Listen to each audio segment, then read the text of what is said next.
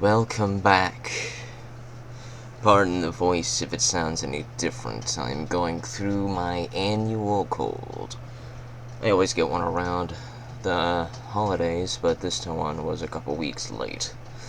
Oh well, winter has been a little bit trollish of late. So, what can you expect? It was warm on Christmas Day here, so it got cold a couple weeks later. Now we have snow. Who knows what the winter wants to do this year? It's like in the 70s one week, and then the next week it's in the 30s. So, it's all over the place this year. Anyways, today we're going to do another one of the dollar bin movies. Today we're going through Dark Water. Evil has emerged.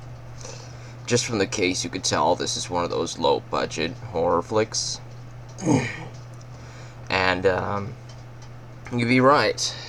This film is a Russian movie, though. You probably can't see here, but you'd probably be able to at least see that thing right there. That's... you'd recognize those runes from being...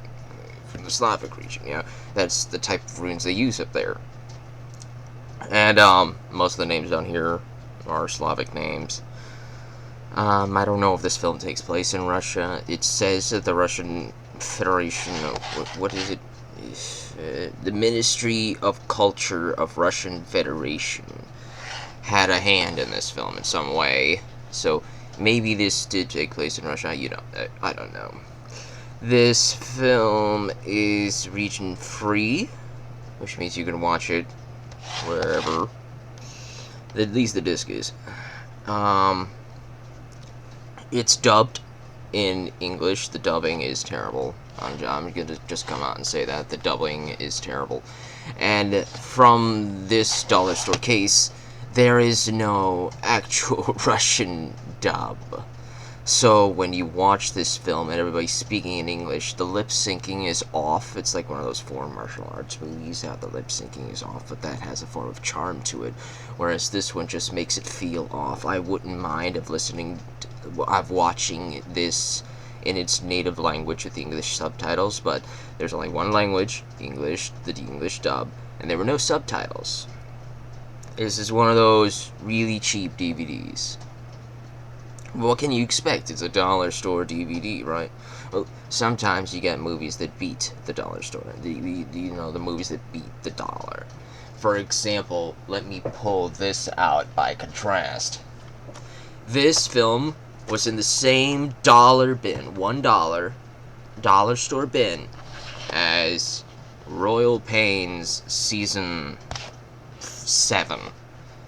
Let that sink in for a minute. I mean, call Royal Pains what you like, but at least it's got some money put into its filming, whereas this one looks like there was less money in this entire film's budget than they put in a single episode of Royal Pains. It all depends, you know? So this was a film filmed foreignly. And from the case, you'd think it might be one of those spooky horror films with all the ghosties and things all around, and these little creepy things in the water.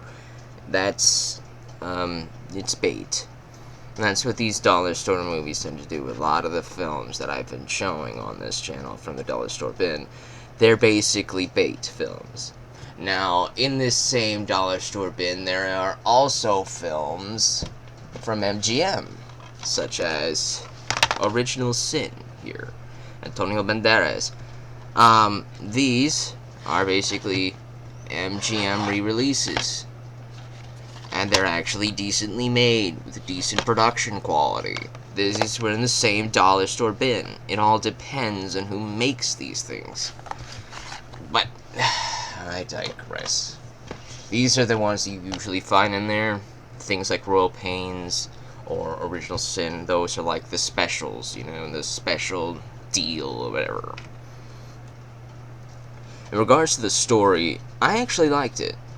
It's kind of original in the fact that it's not actually a supernatural horror like the case wants to bait you into thinking it is. What went wrong is the limitations to the budget when they were filming this. You don't see any special effects or CG of all these ghosties or anything like that. Um, in fact, the strongest illusion you'd have is just these characters hallucinating other characters being there or being somebody else, and they're talking to each other, yada yada yada. That's the worst it gets. It's not scary at all. The atmosphere just feels more like a drama than a horror film. The film centers around three characters. We have her here. She's the girlfriend of one of the other main characters, whose name I forget.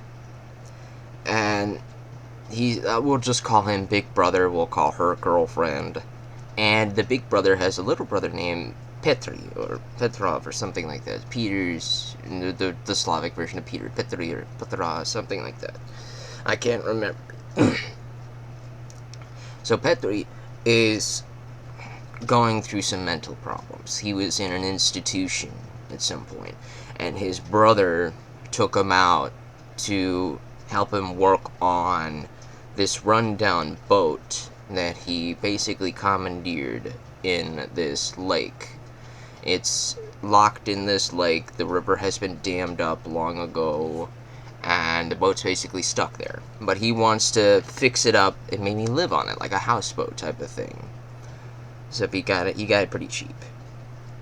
This boat is off the coast of a very, very, very rural Russian village. There is nothing out here except basically small town stuff, small town people.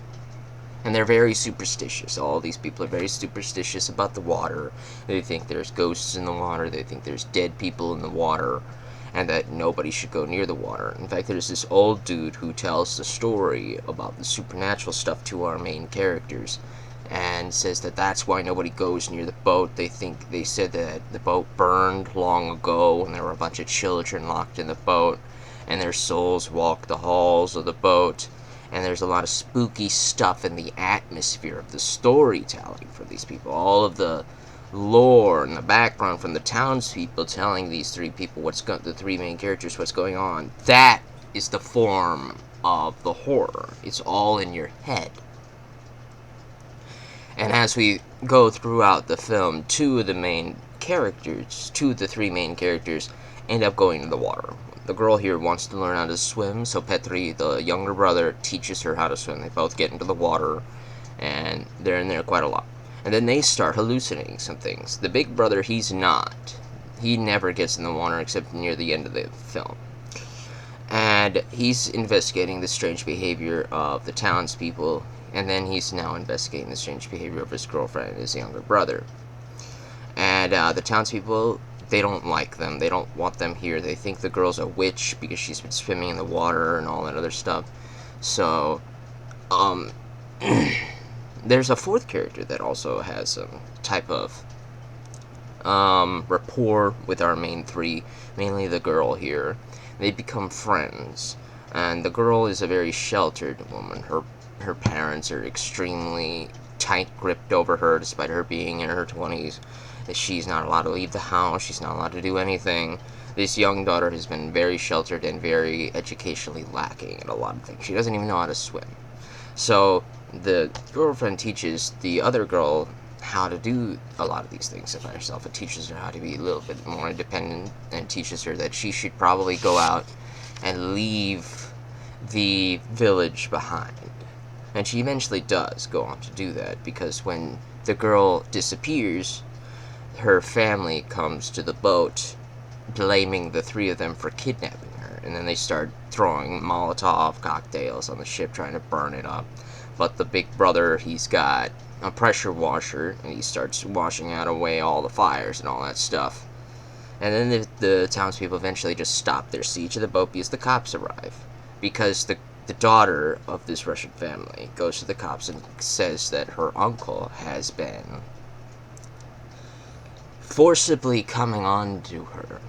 I don't want to say that R word in case it triggers any of you, but he's been forcibly coming on to her in the middle of the night. And she finally plucked up the courage, thanks to her, to talk to the cops about it. So they arrest the uncle, and then Big Brother goes to goes to his younger brother and the girl and says, "We gotta get out of here." He says, "I'm done. We don't need this boat. We're just gonna get out of here." So he goes to his Jeep, but he finds out that it has been vandalized. The battery has been taken out, and a bunch of wires has been cut. And he thinks that the townspeople did that. But the townspeople are actually the people trying to get them to leave. Why would they sabotage their car if they want them to get out? That just means they get stuck here longer, right? So there's something fishy going on. The big brother decides to hoof it to town, to a bigger town, to find some answers. He takes a sample of the water as well, because he heard some rumors about a factory that burned down, that closed, and there's some fishy stuff about that factory that he wants to find out as well, because he doesn't believe in any of this superstitious stuff. Meanwhile, Petri, the younger brother, he's getting more and more hallucinations, and he starts hallucinating that the girl is his mother. And he's not too fond of his mother, and there's a lot of crazy stuff going on with him, and it's getting a little bit spookier with him. So Big Brother goes to town, and he gets the water tested. And the scientist who tests the water says that the water is filled with a lot of silt and chemical compounds that causes hallucinogenic things in people who are in the water a lot. Which is why the girlfriend and Petri start hallucinating. Petri starts getting the big hallucination that the girlfriend is a witch, and that she's not real. She has taken the form of the big brother's girlfriend to try to seduce him. So Petri drowns her. He kills her. He's going down the mental deep end. He was already mentally unstable to begin with. He was in a mental institution before his brother got him out. So, of course, this water and the hallucinogenics make him a lot worse than say, they made the girlfriend. The girlfriend just looked like a drug trip or whatever. She was pretty mentally stable. So the big brother comes back, and he finds the corpse of his girlfriend in the water. He goes down there, drags her out, tries to give her CPR and all that stuff, but it doesn't work. And he goes to find his brother, Petri, who has managed to fix the ship and sailed it up to the dam, where he plans to take a bunch of TNT to the dam and blow it up so that he could take the boat out to open ocean. But he's too far gone mentally to listen to reason to the big brother, and then Petri blows up the dam, killing himself. The big brother survives, and he goes home alone. The end. The story is solid. It has a solid premise, and had it been shot properly with a good budget, with maybe some CGI hallucinations of these little ghosties on this clickbait cover, if they tried a little bit harder with the filmmaking part of this film, I think it would have done a lot better.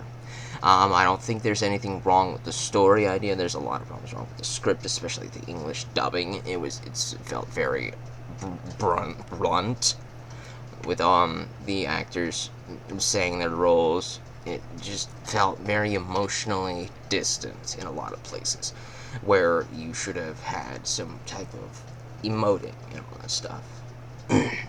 Overall, the dollar beat me here, but it also didn't beat me. I liked the story in this film, but it's not a film I would want to go back to, but I can appreciate what they tried to do all the same. Because I'm going to give it a side thumb. You know, the side thumb. It's not down, it's not up. It's just the side thumb. That's what I'll give this film. Be imaginative, everybody.